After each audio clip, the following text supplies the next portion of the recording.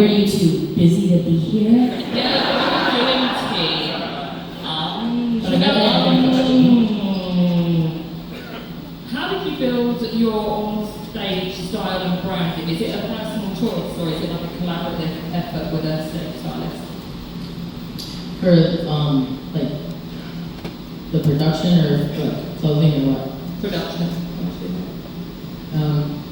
That's one of those things that like I feel like anytime if any artist is like I come up with this all by myself, it's kind of like if there's like a reality TV star that like wrote a biography, but then an autobiography or like a novel, but then if you look and there's like a ghostwriter, you know, they're like basically I think most people like us do have a very clear idea, but then maybe because we're inexperienced, we like lack the language to explain to people that can pull that off technically what it is that we want.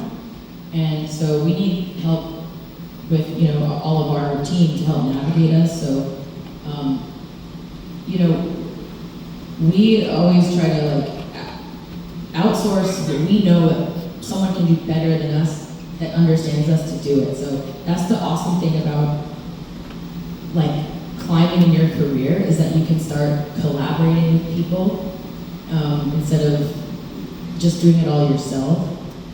So we have a really cool team of people that do like our art. And a lot of them are people that have been with us since the beginning. But it all just, honestly, it just starts with like us and our manager Jason and our tour manager Parker just all like sitting there and being like, wouldn't it be cool if we could do this? Anything else? I mean, I think you're selling yourself short. You definitely have like a pretty crazy vision for everything. But I think, you know, it kind of comes in stages where it's like we see examples and you know, other shows that just look incredible. We go to our team like, this is what we want. They go, that's gonna make you broke. And we go, okay, well, why don't we take that and then we just pull it down here. You know what I mean? It's like kind of like a game of cat and mouse in that way. But Courtney definitely does have a pretty crazy vision for it, for sure. So. But it's always like a what if thing.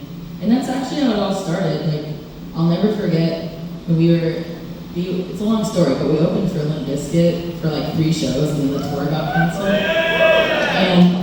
And anyway, that's where we all met Parker. And we were getting, luckily my grandparents, they lived really close to where it got canceled. So I never forget, I was in the bandwagon and we were driving to my grandparents' house, and I was just sitting there, like, just asking them. I never had like a teammate that had been around that kind of stuff that I wanted to do. So I was asking, well, how much do you think that costs? When Bring Me the Horizon has that cool thing and shoot out of the sky. How much does pyro cost? And I never known the answers to those kind of things, and you know, just having someone to talk about with it, but I've done stuff like that before, made me be like, I think that we could pull something like that off at some point. And, you know, every time we do something, we pull it off. We just want to do more. We just want to do something even cooler. What do you want to do next? Is there like a time fire that you're like, I just want so much fire in front of me to like, No, you know, I want to go out in the crowd. I want the catwalk. I want a catwalk. Yeah, I mean, not to mention, I also would like to come out on stage, like, in Spring-loaded. Not like that's scary. I can't do that. But you know what I mean? Like, I just come out, like, what about like a horse, you know, like a young crowd? Yeah. Like on it. I want her like Chris Angel doing magic tricks in this room. So. I can't wait. But, you know, yeah, whenever we get to play a festival or open for another band that has like a big catwalk, we all get excited. We're like, I'm gonna walk out there. Speaking of